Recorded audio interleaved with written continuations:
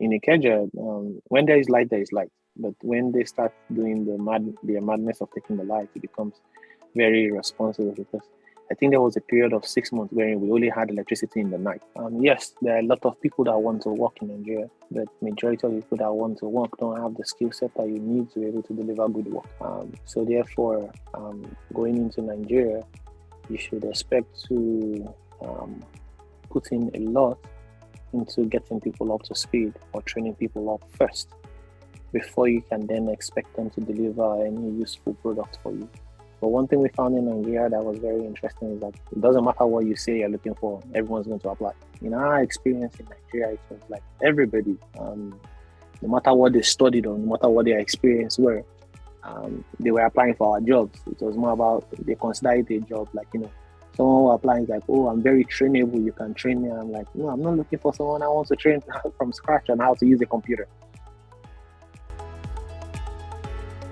Hello, and welcome to another episode of Lost Lagosians, a podcast covering topics about Lagosians, Nigerians, and Africans in diaspora, as well as trending topics and challenges of Lagosians in diaspora. I'm your host, Brother Mike. Today with me, I have a very special guest who has started a business in Nigeria and was running the business remote from the United States. I have him on this show just so he can share with us some of his experiences and his advice on how to do this for those who are interested in starting a business in Nigeria. Without further ado, welcome, Roland, and thanks for your time. Thanks for being here.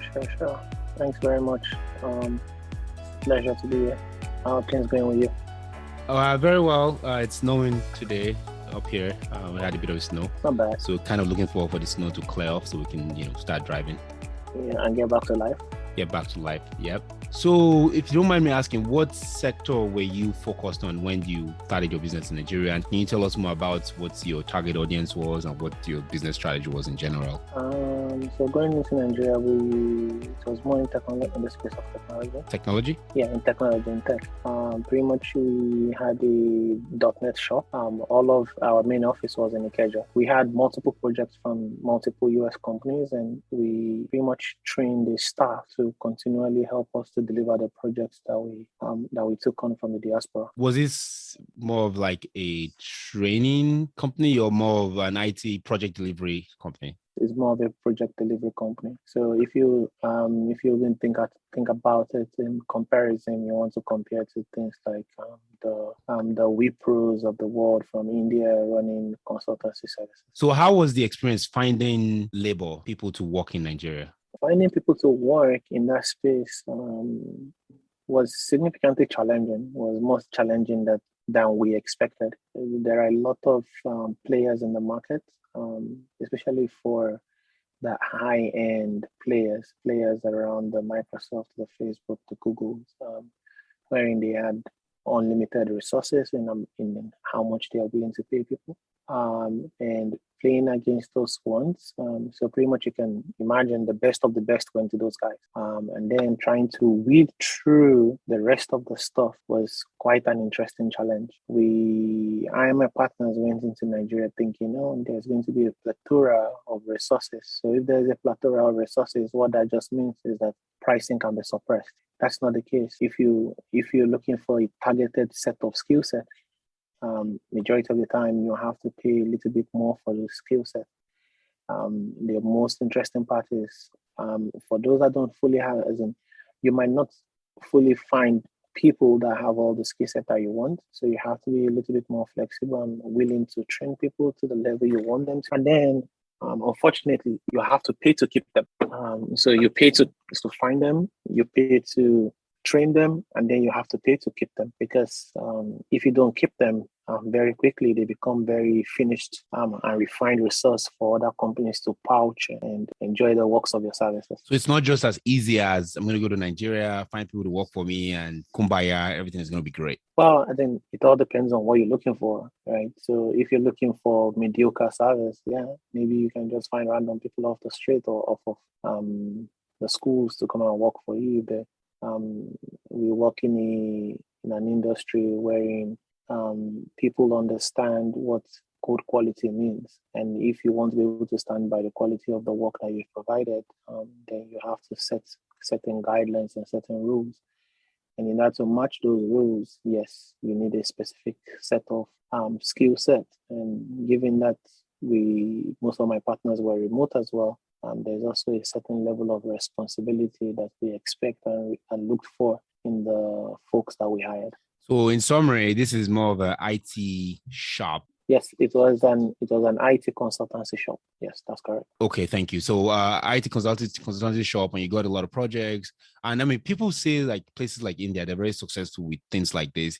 But I believe Nigeria is actually primed, for this kind of services because we have a lot of labor force available. But what you're saying is that may not really be the case because not all laborers are equal in terms of their experiences and their expertise, as well as their work culture. That's very correct. Yes, there are a lot of people that want to work in Nigeria, but majority of people that want to work don't have the skill set that you need to be able to deliver good work. So therefore, going into Nigeria, you should expect to put in a lot into getting people up to speed or training people up first before you can then expect them to deliver any useful product for you. You also need to train them up right. After they are trained, you have to be able to keep them motivated enough to continue to work on with you and stay with you, and hopefully try to get those that have gone through the training sessions or gone through the training period to help guide the next set or the next batch of people that will come through the door. Otherwise, you're going to be stuck in a continual loop of training people. I see this as three steps. Number one, finding talent. Number two, training talent. Number three, retaining talent.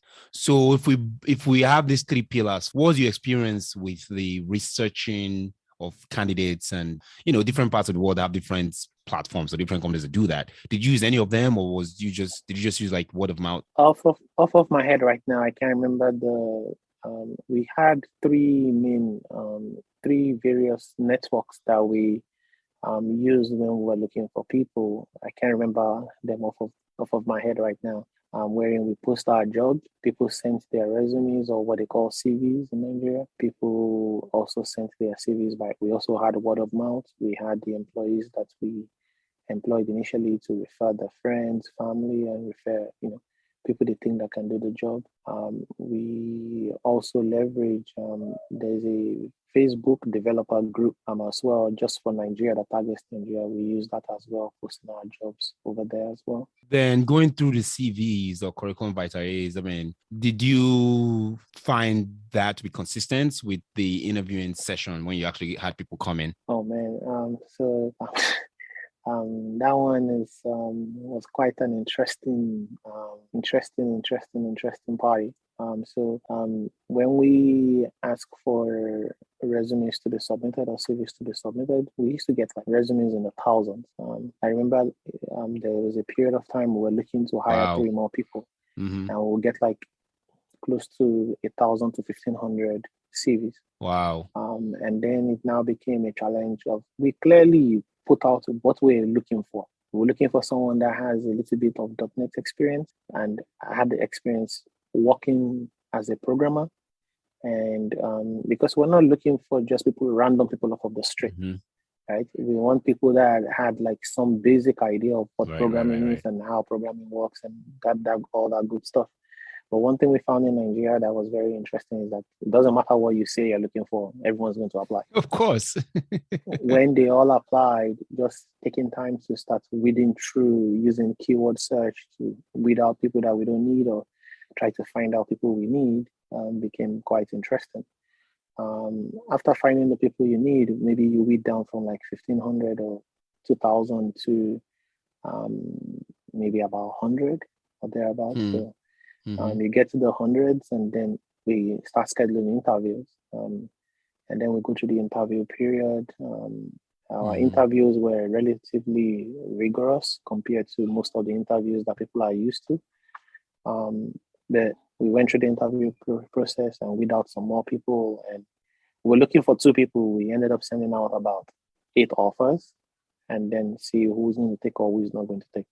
So you can imagine the process is a little bit longer. Along the way, we potentially lost people that we might have hired that might have been good fit for us because they found something else.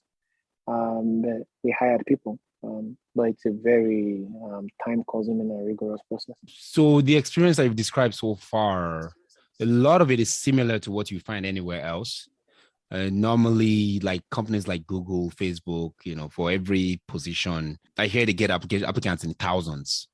So it's not very uncommon. I won't say it's exactly common.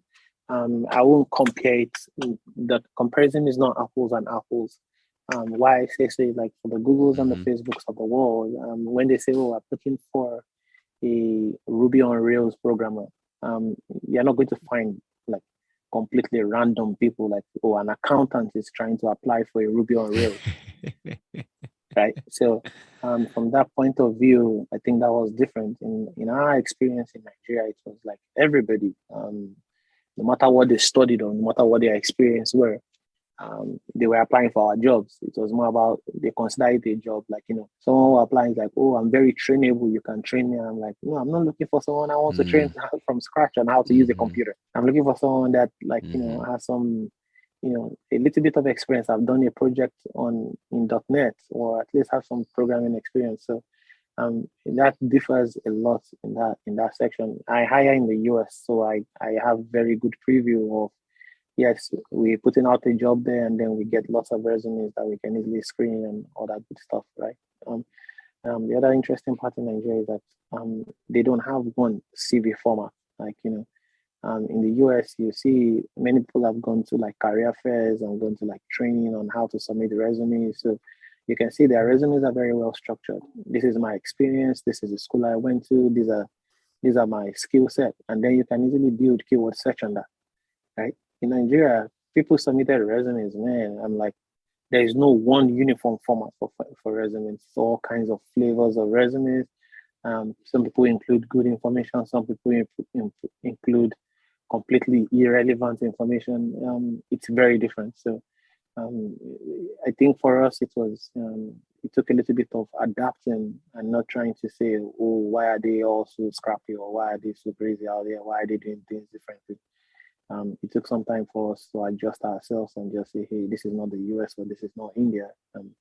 And then pretty much walk through that. Thank you for explaining that. I think you're touching on a very important point here. Basically, is the case of unemployment, particularly, where you guys were based out in Ikeja and Lagos. Because the unemployment is so high, there's a tendency for people to apply for anything and all things. I'm not sure it's a problem of unemployment. I think it's more a problem of underemployment. A lot of people might be working, but they've heard about the tech boom. And they think in the tech boom, they can make a lot of money. So everybody's very willing to switch their job. I remember some guy applied from the brewery. He works at the brewery as a butler, right? And I'm like, "What experience do you have programming?" He's like, "Oh, guy, I can learn." I'm like, "Okay, I did not say you cannot learn. The question I ask is, what experience do you have?" Yes, it's true. Some of these kids have degrees from universities, and maybe they couldn't find a job and just accepted whatever jobs they found. Those type of people are a project by themselves, right? So yeah, it was kind of sad talking to some of these people or going through some of these resumes. But it was just what it was, right? So we have to weed out the people we need and then move on with that. Unemployment meaning that they had a job, but they were not satisfied. They wanted to do something. They are underemployed, right? So you imagine finding someone that says, "Oh, I have a degree in computer science," but then he's working at the breweries, either running. What do you mean breweries? Yeah, brewery, as in Guinness or Stout or one of those places. Oh, okay. Or Coca-Cola. Yeah, like Coca-Cola, exactly. Yeah. I think for the Coca-Cola and the soft drink guys, they call those one bottling companies or whatever they call them. But for the liquor ones are the breweries where they make the beer and all that.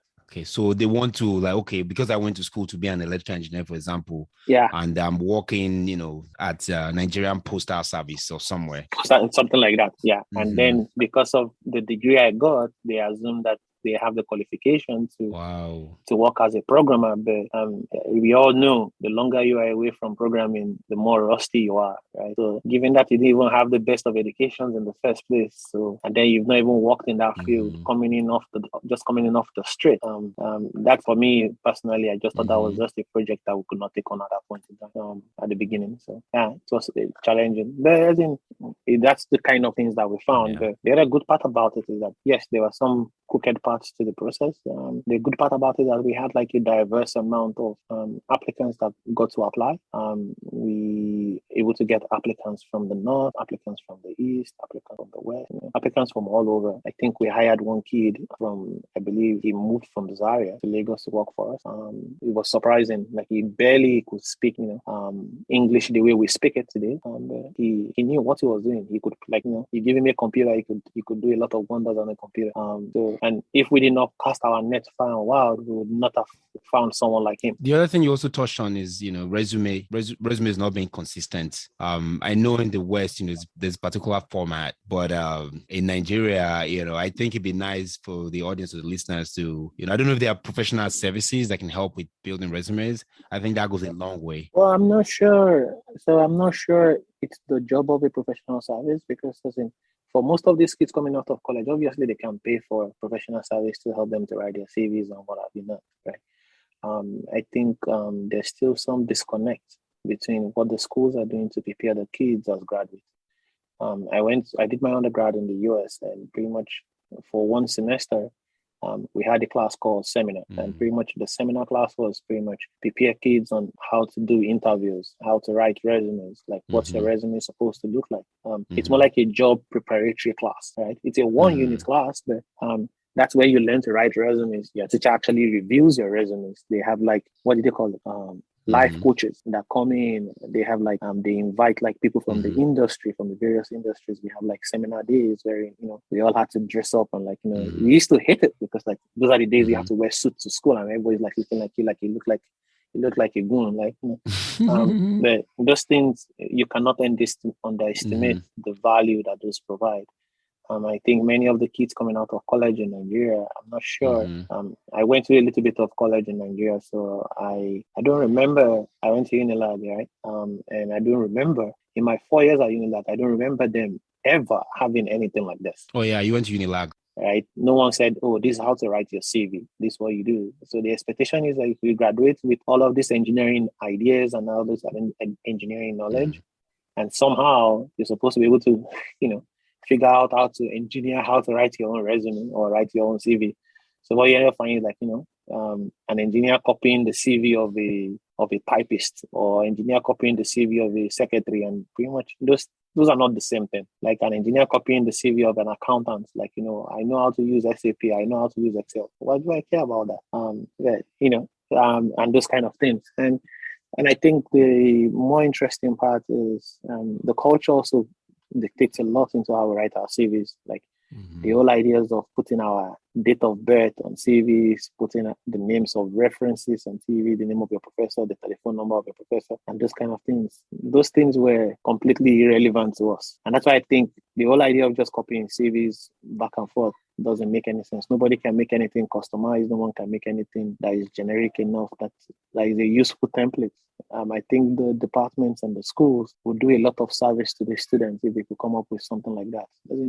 If they can't make a class for it, they should at least provide a resource, say, hey, you're looking for a job or learning, you're about to graduate, this is your final year. For 5 hours, come and hang out in the library and we'll coach you on how to make the right resume that fits the job that you're looking for, right? And then you provide templates. I'm pretty sure they provide a template and everybody in the class will copy the same template. But notwithstanding, at least give them a variety of templates and prepare them for the future outside of school. That would be a kind of nice thing to have. How about training? What challenges did you guys encounter? What challenges did you encounter with training the folks that you got on board? So after, I'll say before we even get to the training, the interview process, people don't like when people change the interview process. That's when we figured out. So our interview process was I'll say it was in 3 parts. The first part was after we've done the resume screening and all that good stuff, we called you and we just had a chat, for 1 hour. You had informal. 2 of me. Yeah. Well, I won't call it informal. It was formal because we're asking you programming questions, algorithm questions, and stuff like that. So we ask questions and we see. At that point, all we're interested in is how do you think? How do you go through a problem? We give you a problem. How do you solve problems? And stuff like that. You don't have to know the right answer. We just want to know how you think, right? We're looking for an analytical mind. After you go through that, if you're successful on that, we send you a programming challenge, and you have 3 weeks to solve the problem, right? You have to write the code by yourself without any help. We provide links, we provide library materials. Useful resources On a USB that you pick up in the office. And then you get 3 weeks to write this program. At the end of the 3 weeks, you schedule your time with us for 1 hour, and we ask you a question about the program you've written. You give us access to change things, and then we ask you, what did we change and stuff like that? Why is this broken? Why is this not working? Why did you write your code this way? Why didn't you do it? And stuff like that. And people didn't like that. There are some people that took an exception to that. But the thing is that for us, we were looking for a particular set of skill set. We were remote, and we didn't have as much leeway just to bring in anyone that could not deliver work for us. So people took an exception to that, and some people just didn't continue.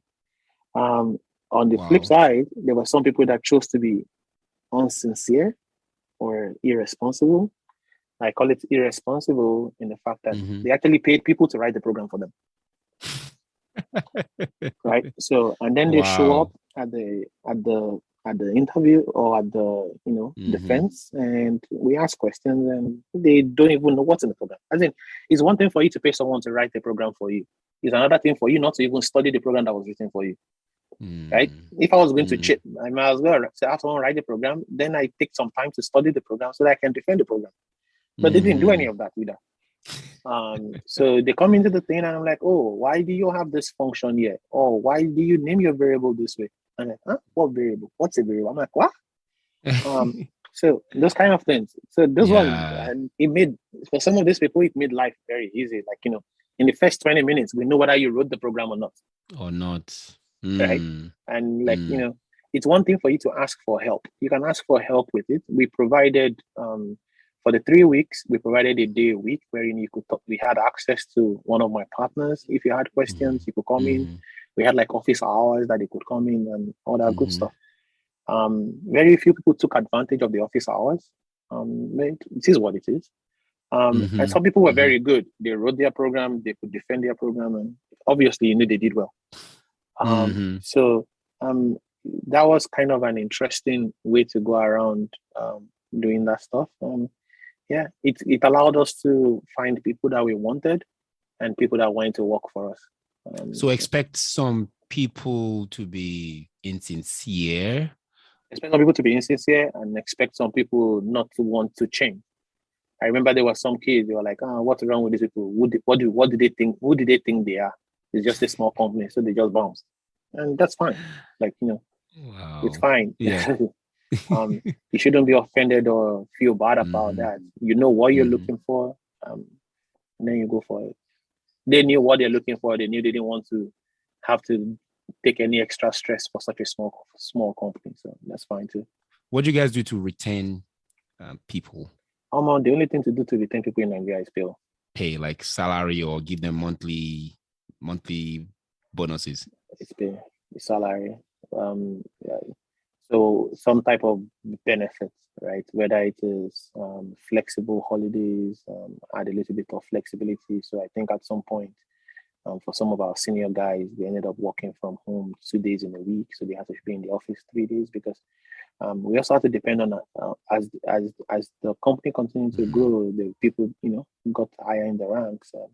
We were hoping, and I won't say hoping, we actually depended on the senior ones to train up the new ones that came through the door, right? So if they are not in the office, training became very difficult, because at home, we can't control what they're doing at home. So they're remote. So obviously, this doesn't date very well. Now we're in the period of Corona and everybody. Yeah, but notwithstanding, still, that's going to be a challenge forever that people have to figure out. And then in some cases, some people will come and say, hey, I got a new offer. I'm like, okay, can I match your offer? And then you stay. And for those times they stay, then until someone comes with an offer, I'm like, okay, you know what? I can match your offer. All the best. And there were times like that. I think there was a kid that got a job and that flew into Germany. There was no way I could offer him anything, right? He didn't go to Germany to go to school. He literally got a job with a German company from working for us, and he moved to Germany. They moved him to Germany. So, what am I supposed to do to match that? I can't match that. Yeah, so it is what it is. Our goal for us, our goal for him was done. We were very happy. We've impacted his life. I remember when we got him on board, he was very scrappy, but that he could work for us for 4 years and then got good enough to go like interview abroad in a software company, and that was it's a thing of pride for us too. So that's one of our alumni that would continue to say good about us. So we cannot fault that. So how about NEPA and the power system as well as the infrastructure? Do you mind touching on that a little bit for us? That's a different problem. That's a different problem all by itself. Infrastructure-wise, we had significant challenges with electricity. In Ikeja, when there is light, there is light. But when they start doing the madness of taking the light, it becomes very irresponsible, because I think there was a period of 6 months where we only had electricity in the night. Obviously, during the day when the people were working, there was no electricity. So we had to have backup solutions. So I think we ran 2 generators and an inverter, because we were on the top floor, so it tends to be very hot in the afternoon. So we had to run the ACs to keep the machines from dying and to keep the people comfortable and all that good stuff. And given that most of my partners were abroad, in order for us to be able to do our daily stand-up, we had to meet with the developers every day, just to, as we're training them and also providing guidance on how to do work. So that became a challenge for us.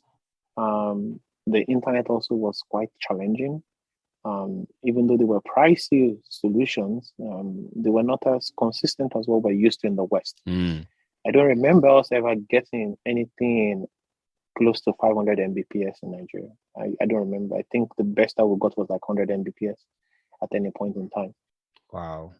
And you can't do much with that. I wouldn't say that. we were able to work successfully with it.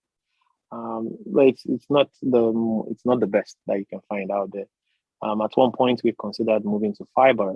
We were a small company of about 10 to 12 employees, and they were asking for, I think at that point, it was almost $3,000 every 3 months. That's like $1,000 a month, which is about, in today's currency, 570,000, 560,000 naira. Yeah, they were asking approximately that. I think if I go through my email, I can find the quote. It was about 1.3 million every quarter.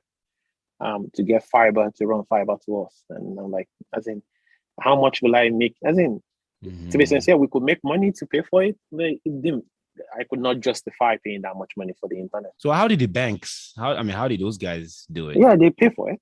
I'm 100% certain they pay for it. Well, because some banks, they're always down. Well, if like I was in Nigeria recently, I went to some banks, they'll be like, oh, we don't have data. Like a whole bank. They'll tell you to come back. Yeah, no, that's true. So remember, in Nigeria, I believe there are 2 major providers of fiber. That will be Globalcom and Main One. Okay. And every other person subscribes from them. The chances of both of those things going down is very high. And the chances that a bank paid for both of them is very low, right? So it's very pricey. So you can't afford to pay for 2 of them. You can't afford to pay for redundancy. So what you end up doing is just, choosing one, and then you live and die by the one you chose. So if a bank has chosen Main One and the Main One has maintenance, or they have a disruption, outage, yeah, then you have an outage, right? So, and then the banks or whoever needs to then determine what is a permissible level of outage that doesn't impact your business too much, right? So, and that's between the bank and those people to have an agreement. So that will always happen. Even for us that decided to go with the radio internet, so we ended up subscribing to like 3 or 4 of them at every point in time, so that if one goes down, there's always one available, because we want to always be connected. Redundancy is quite an interesting thing in Nigeria. You pay through your nose to pay for redundancy. Did you have any situation where employees were abusing the internet usage? Are you kidding? That's to be expected. And how did you stay on top of that? I'm not sure you can stay on top of that. You can limit it. You can tell them what the policies are. You can tell them, you can advise them on what the punishments are for if you have been caught. I remember we caught a kid that pretty much installed BitTorrent and was just downloading movies while he was at work. In those cases, for kind, as in, yeah, we were not very how will I call it? The repercussions were not strong enough. I'm pretty sure with time, if there were more and more doing them, would probably have made an example of one of them and hopefully deter the rest of them from doing it.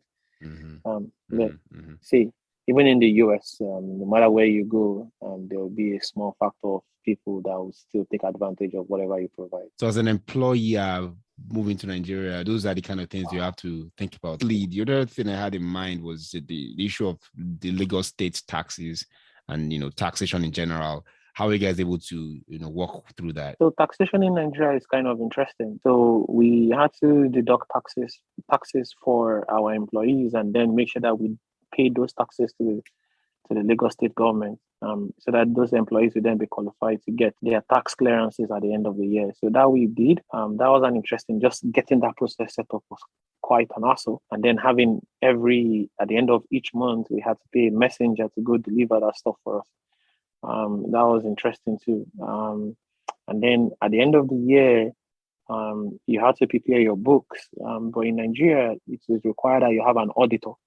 So unlike in the US, wherein it's based on complete trust that you don't lie, and then they randomly choose a set of people to audit and stuff like that. In Nigeria, in order to submit your document, it has to come with the auditor's note, right? Saying that, oh, I've gone through the books, I've audited these people, and these people did right by you. Right? That was very different. And all of these things are expensive. And then given that we've only done most of our business in the US, we were not very privy into the whole idea of the VAT or VAT. That was kind of new concept and interesting to us. In all, I think the laws are decently clear enough that if you abide by them, I think you should be fine. So would you recommend people getting an office manager? Oh yeah, yes. So we did. One of the things that helped us a little bit was that we had a local office manager. I'll call him an hybrid manager. Why hybrid? Because with the concept of office manager, you're thinking of, he only just runs the office, right? He doesn't only runs the office for us. He does everything for us, right? He's the one that, will take care of paying the cleaners, hiring a cleaner, hiring someone to come and service the generator. He's the one that, he's our face on the ground that pretty much liaisons with like local authorities, the tax office. When we had issue with the tax office, we could not show up in person. He's the one that can go over there and show up and stuff like that. So he wore a lot of hats. He's the one that was also our ears on the ground, like, when people show up to the office and decide to take 3 hours lunches, he's more of our ear on the ground. Obviously, we can't be connected to the office 24/7 looking over their shoulder, but at least he can give us feedback at the end of each day or sometimes at the end of each week about how things went. Any other final parting thoughts as we wrap up this episode? Doing business in Nigeria is not impossible, and doing business in Nigeria is definitely not easy, but it's very doable. There are a lot of untapped potential that is out there. There are opportunities. But those opportunities are not going to come. Is not going to come easy. But there are opportunities to make money. There are opportunities to. One thing I didn't mention before is that our goal going to Nigeria was not about making money. Making money was secondary. It was more about our way to give back. Right? We're products, as in all of my partners. We all actually. Let me think about that. So there are 4 of us that went into this venture together. And 3 of us are Unilag products, right? And we just thought, like, what little thing can we give back? And in the long run, all the kids that came through our door, I can proudly say that when they left us as better people, right? They left us with better opportunities. They left us with better potentials for their lives. Like, no one worked in our company and went on to a lesser thing. They all went on to bigger things. And for us, that's something we take pride in. And that's our little way of giving back. So there are a lot of potentials for those that are looking to go back home and do stuff. Don't be discouraged by the challenges, but prepare for the challenges. We were ill prepared for the challenges that we faced. So that's why the challenges look like, mind-boggling to us. But if you go in understanding that there are going to be challenges, understanding what the challenges are going to be, I think you'll be in a better position than we did when we went in. So that That's a really important topic you just brought up, because a lot of people think that folks who come from diaspora to start a business in Nigeria is just about money. But what most people don't know is that most of the guys who go to Nigeria go back home to start businesses. They're actually successful and they're doing very well by themselves. And they're not necessarily starting a business in Nigeria just because they want money. That reminds me of an interview I was watching by one of the airline owners. I think is Air Peace. His name is Alan Onyema. And the guy was talking about how his passion was to solve unemployment. And he figured he could do it. And that's why he started the airline. So most people think, well, everybody in business, especially those from diaspora, they're here just to make money. But I think your comment really, really highlights the fact that that is not always the case, because we're from this place and we want to like help alleviate people from poverty and provide opportunities for them. So that's really, really a good point you made. And I'm very, very glad you did make that point. Yeah, so as in for us, I didn't think we have that big goal. So the goal of, we want to alleviate people from poverty. That was not our goal. Obviously, we knew, like for us, we didn't think of that. I think the thinking for us going in is like, how many people can we touch? Nigeria is too big. Nigeria has way too many problems. But like, if I can touch 10 people and you can touch 10 people, and then all of us in the diaspora can touch 10 people, that would be a significant lot that we ended up touching. I think through our company, we've been able to impact several, close to over 100 people that we know we've equipped them with something that is useful for their future. They can go anywhere else. Like, they all went. Some of them went to work for bigger banks. Some of them went to work for bigger shops. Right? One of them got a job with Microsoft. When he was working for us, we were paying him how much? 200 a month, 200K a month. He went to work for Microsoft and he was earning almost 3 times that. Now he has the tool. Like when he came to work for us, Microsoft would not have hired him, knowing what we know he knew. Right. Yeah. Right. So, before he came to work for you, Microsoft before he came to work for us. Yeah. So we provide them with the tools for them to better their lives. Hey, you cannot ask for any more than that, right? So that's why I say everybody have different agendas. Figure out what your agenda is in Nigeria and go in there, execute on it. If it works out, great. If it doesn't work, try again. Thank you so much. That does it for us, guys, on today's episode. Just a few takeaways from this episode is primarily as citizens, a lot of times people think, oh, the government is this, government is that. But we citizens, we can actually do a lot by providing opportunities. And that's what kind of Roland has discussed with us today. We also talked about things like resume building and the issue of the culture and how we can help, impact people and make Nigeria a better place for everybody. There's a lot of nuggets in this episode. Please feel free to kind of play back and kind of rewind and listen to the different nuggets in it. Again, I want to thank our guests for being here today. Roland, really, really enjoy having you on. It's a pleasure as always. If you have any questions, you can email us at lostnegotiations@gmail.com. If you'd like to be part of an upcoming episode, you can also send us an email there. Feel free to follow us on Twitter at Lost Negotiations. And more importantly, we recently launched our YouTube channel. If you are not currently subscribed, please go ahead and subscribe to our YouTube channel, share, like, and comment. We'll catch you on the next episode. Thank you for listening and have a good day. Bye now. Bye.